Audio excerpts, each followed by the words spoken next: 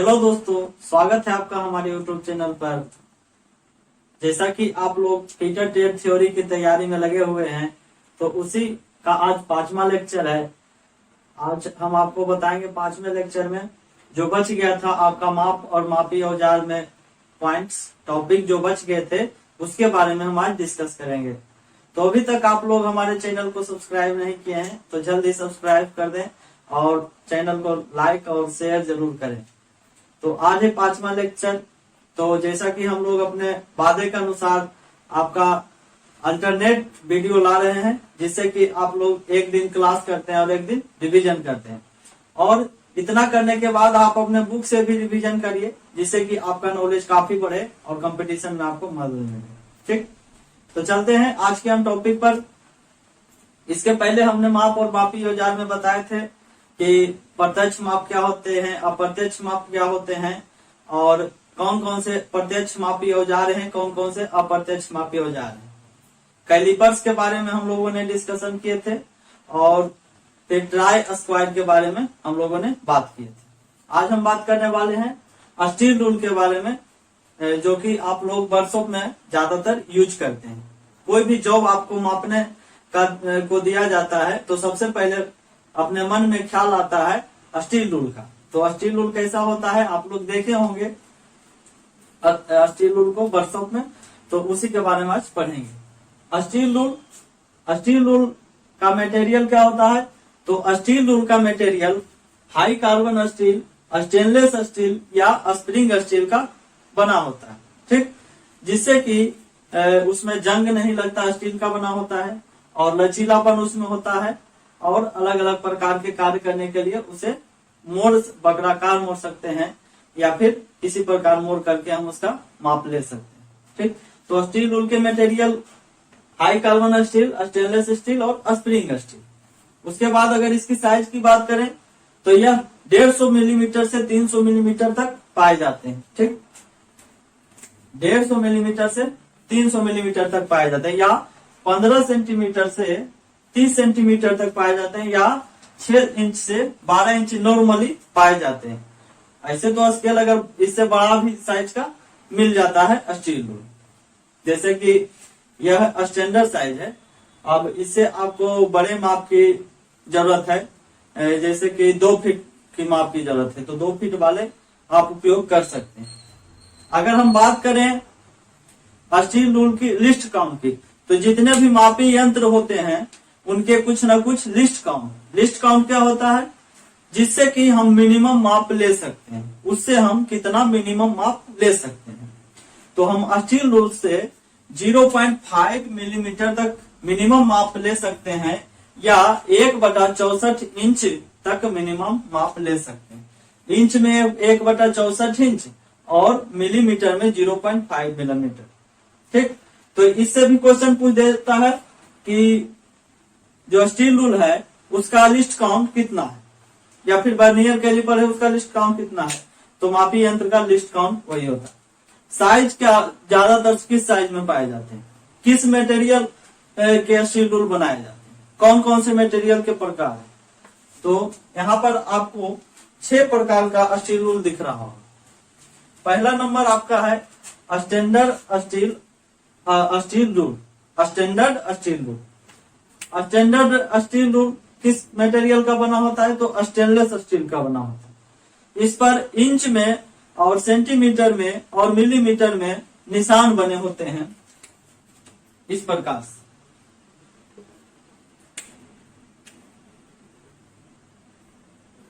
ये मेरा steel rule है। ठीक, इस पर जो है इस प्रकार इंच के निशान रहते हैं और इसमें सेंटीमीटर के निशान होते हैं और मिलीमीटर के निशान होते हैं। आप लोग देखे होंगे। तो ये स्केल हुआ पहला स्टैंडर्ड स्टील रूल, जिसे कि हम ज्यादातर वर्कशॉप में यूज करते हैं नॉर्मल कार्य करने में, जिससे कि हम नॉर्मल माप ले सकते हैं। ठीक, तो इसका तो स्टैंडर्ड रूल का मटेरियल स्टेनलेस स्टील होता है। अब बात करें दूसरा flexible steel rule. Flexible steel rule जैसा कि नाम से ही स्पष्ट है कि यह फ्लेक्सिबल होगा, जो कि ऊपर नीचे मुड़ सकता है, लचीला होगा और यह बनी किससे होती है, तो स्प्रिंग स्टील से बनी होती है। अब इसका काम क्या है, तो इसका काम है वक्राकार या गोलाकार जॉब की माप लेने में उपयोग करते हैं। ठीक, जैसे हमको गोल रड है, अब उसका माप लेना है कि यह कितने मिलीमीटर इसकी परिधि है, तो यह स्टील रूल का उपयोग करके हम लोग उसकी माप निकाल सकते हैं। तीसरा आपका है narrow steel rule. Narrow steel rule का क्या काम है, तो नैरो स्टील रूल जो होता है उसकी जो है चौड़ाई जो होती है, ये वाला चौड़ाई जो होती है मात्र 5 मिलीमीटर होती है। कितनी, 5 मिलीमीटर। इतनी पतली होती है। क्यों पतली होती है, तो इसलिए पतली होती है क्योंकि हमें कहीं खांचा का माप लेना हो, नॉर्मल सा खांचा का माप लेना हो कि वह कितनी लंबाई की खांची है, तो क्या करेंगे, पतली स्टील रूल लेंगे तो उससे माप ले लेंगे। तो उसी का नाम क्या है, नैरो स्टील रूल। ठीक, तो क्वेश्चन इसी से पूछता है कि नैरो स्टील रूल का क्या काम, तो उसका काम क्या है, तो हम लोग खांचे की माप लेते हैं। खांचा या जो चाबी फिट होता है शाफ्ट में, देखे होंगे गैप रहता है, नॉर्मल नाली या खांचा जो ग्रूव कह सकते हैं उसी का माप लेता है। फ्लेक्सिबल स्टील रूल बोल देगा तो उससे क्या करते हैं, गोलाकार माप लेते हैं। अच्छा, नैरो स्टील रूल जो है पूछ देगा उसकी चौड़ाई कितनी होती है, तो 5 मिलीमीटर होती है। और अगर बात करें इसकी लंबाई कितनी होती है, तो ज्यादातर जो स्टील रूल होते हैं उसकी माप 150 मिलीमीटर से 300 मिलीमीटर ही होती है। ठीक, अब चौथा हम बात कर लेते हैं हुक रूल। हुक रूल जैसा कि हुक से है, ये स्टील रूल है, इसके एज पर एक हुक आकार का बना हुआ रहता है। इसलिए दिया जाता है क्योंकि अगर हमें कोई अंदरूनी माप लेना हो, किसी जैसे गोल पाइप है, सिलेंड्रिकल पाइप है, अब उसका माप लेना है, अंदरूनी माप लेना है, तो कैसे लेंगे, तो उसमें जो है ये हुक फंसा देते हैं और आसानी से माप ले लेते हैं, जिससे कि इससे एक्यूरेट मान मिल जाता है। तो इसका काम क्या है, इसका काम सुराख या पाइप के अंदरूनी माप लेने में किया जाता है। ठीक, आप बिल्कुल नोट करते जाइएगा जो बात हम बोल रहे हैं, या फिर इसका स्क्रीनशॉट लेकर के आप फिर लिख लीजिएगा। आपका पांचवा मोस्ट इंपोर्टेंट है shrink steel rule. Shrink steel rule किस मटेरियल के बने होते हैं, तो ज्यादातर तो आपको मैंने 3 प्रकार के मटेरियल के बारे में बता दिए, हाई कार्बन स्टील या स्टेनलेस स्टील या स्प्रिंग स्टील। ठीक, तो श्रिंक स्टील रूल का जो मेन टॉपिक है उसमें पहला आपका है कि साँचे में पिघले जॉब की माप लेने के लिए किया जाता है श्रिंक रूल का। मोल्डिंग शॉप में, मोल्डिंग शॉप जहां ढलाई का काम होता है, लोहे का ढलाई का काम होता है, कास्टिंग का काम होता है, वहां हम इस स्टील रूल का प्रयोग करते हैं, shrink steel. Shrink steel rule, shrink steel rule, shrink मतलब होता है सिकुड़ जाना। तो मोल्डिंग शॉप में जो यूज होते हैं, हम जब ढलाई करते हैं किसी जॉब की, तो वह थोड़े से बड़े बनाते हैं। क्यों बड़े बनाते हैं, क्योंकि जब वह ठंडा होती है तो वह सिकुड़ जाती है, और जब सिकुड़ जाती है तो उसकी माप घट जाएगी। इसीलिए श्रिंक रूल को थोड़ा सा अपने साइज से बड़ा बनाया जाता है, ताकि सिकुड़ने के बाद अपने वास्तविक साइज में आ जाए।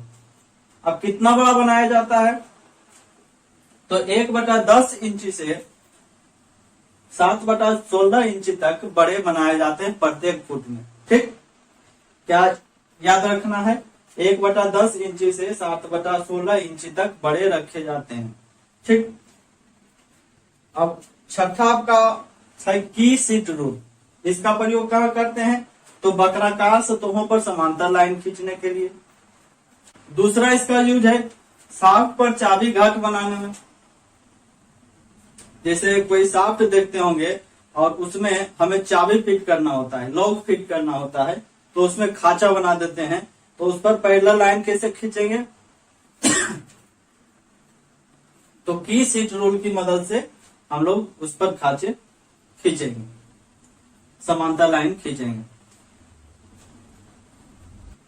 तो ये थे आपके most important topic steel rule, जिससे कि ज्यादातर क्वेश्चन मापी औजार से पूछे जाते हैं। Standard steel rule, flexible steel rule, narrow steel rule, hook rule, या फिर श्रिंक स्टील रूल, या फिर की सीट रूल। तो इसका सारा जो है उपयोग और मटेरियल साइज के अनुसार इसमें इससे ज्यादा क्वेश्चन नहीं पूछते। अब इसके बाद हम दूसरे टॉपिक की बात करेंगे। स्टील रूल के बाद आपको पढ़ना है जो टॉपिक है, मेन टॉपिक जिससे कि क्वेश्चन पूछे जाते हैं, उसमें आपका है बेवल प्रोटेक्टर। बेवल प्रोटेक्टर क्या है? तो यह कोण मापने का एक यंत्र है कि आप कोई जॉब आपको बना दिया जाए कि आप इस एंगल में हमें कटिंग करके दीजिए।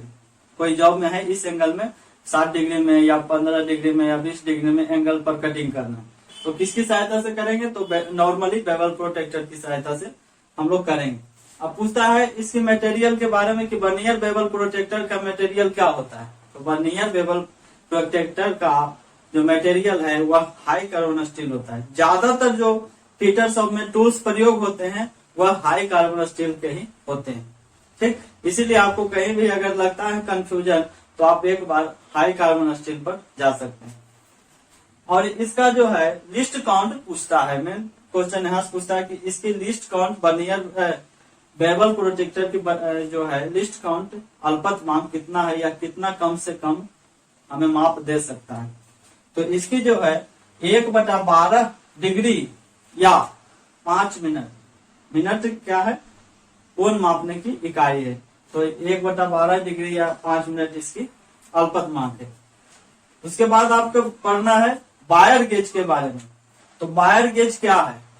ठीक, तो वायर गेज ज्यादातर तो इलेक्ट्रीशियन शॉप में यूज होते हैं, लेकिन फीटर शॉप में भी कभी कभी यूज होते हैं। जैसे सीट मेटल शॉप में इसका प्रयोग हम लोग करते हैं, जहां सीट मेटल का काम होता है वहां पर हम लोग इसका करते हैं सीट मेटल की मोटाई मापने में कि कितने मिलीमीटर के यह सीट है।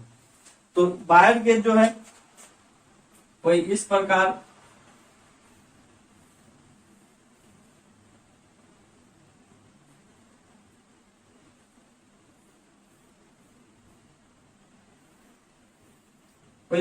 के होते हैं वायर गेज। तो इसमें जो है अलग अलग प्रकार के खांचे बने होते हैं। 0 से 37 नंबर, 0 से 37 नंबर तक खांचे बने होते हैं और अलग अलग खांचे के अलग अलग माप होते हैं। इसमें क्वेश्चन पूछता है कि सबसे बड़ा माप जो है हम किस नंबर से ले सकते हैं। तो इसमें जो है अक्सर कंफ्यूजन हो जाता है। लोग सोचते हैं कि 37 नंबर जो है सबसे बड़ा माप है, लेकिन 37 नंबर जो है सबसे छोटे माप हैं और 0 नंबर जो है सबसे बड़े माप देते हैं हमें। तो वही है वायर गेज का व्यास मापने में या सीट की मोटाई मापने में इसका उपयोग करते हैं। और यह 0 से 37 नंबर तक पाए जाते हैं। सबसे बड़ा जो है 0 नंबर का होता है और सबसे छोटा 37 नंबर का होता है।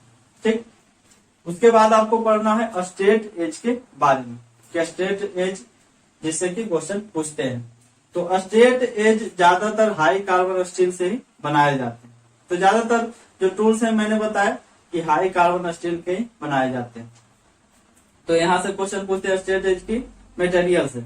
उसके बाद इसका उपयोग कहाँ करते हैं? तो किसी जॉब की स्ट्रेटनेस, ठीक, स्ट्रेटनेस या उसकी सरफेस की समानता चेक करने के लिए हम लोग इसका उपयोग करते हैं। ठीक, तो ये थे आपके माप एवं मापी औजार से महत्वपूर्ण टॉपिक जिससे कि क्वेश्चन बनते हैं। और आप इसके बाद आप कहीं पर ऑब्जेक्टिव क्वेश्चन का सेट लगाइए और देखिए क्वेश्चन बनता है कि नहीं, क्योंकि मैं इसी से करके जाता हूं और क्वेश्चन ज्यादातर टेक्निकल क्वेश्चन सोल्व हो जाता है। ठीक, तो मिलते हम अब अगले वीडियो में आपका अगले चैप्टर, जो आपका अगला चैप्टर होगा उसके साथ, और अपने वादे के मुताबिक आपको हम फ्री क्लास ला रहे हैं। तो आप हमारे चैनल को लाइक और शेयर और तो जरूर करें। ठीक, तो मिलेंगे अब हम अगले वीडियो में, तब तक के लिए धन्यवाद।